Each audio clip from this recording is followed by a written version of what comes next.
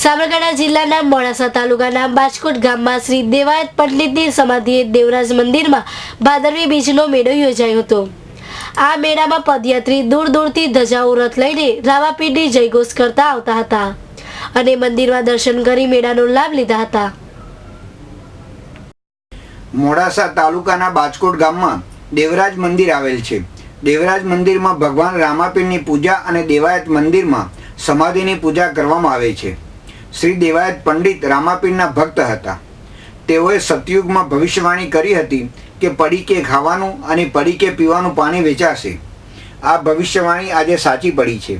આવા ધર્મગુરુની સમાધિ દેવરાજ મંદિરમાં આવેલ છે।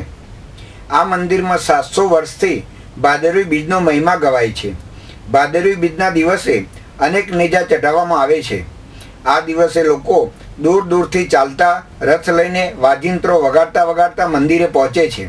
ભાદરવી બીજનું આ મંદિરમાં ખૂબ જ મહત્વ છે। આ દિવસે 52 ગજની ધજા ચઢાવવામાં આવે છે। આ મંદિરમાં 1.5 લાખ લોકો શ્રદ્ધાથી દર્શનાર્થે આવે છે।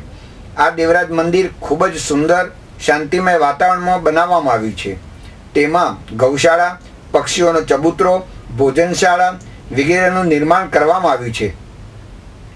ભાદરવી બીજના મેળામાં અનેક શ્રદ્ધાળુઓ દર્શન માટે આવે છે અને રામાપીરનો જયઘોષ કરે છે। આ મેળામાં અનેક રમકડાની, નાસ્તાની વગેરે લારીઓ જોવા મળે છે। આ માણસો માટે ચા નાસ્તો અને ભોજનની વ્યવસ્થા કરવામાં આવેલ છે। આ મંદિરમાં રાત્રે ભજન સંધ્યાનો કાર્યક્રમ રાખવામાં આવે છે। આ દેવરાજ મંદિરમાં 12મી પેઢીના શ્રી ધનેશ્વરી બાવજી પૂજા કરી રહ્યા છે અને ભગવાનને યાદ કરે છે।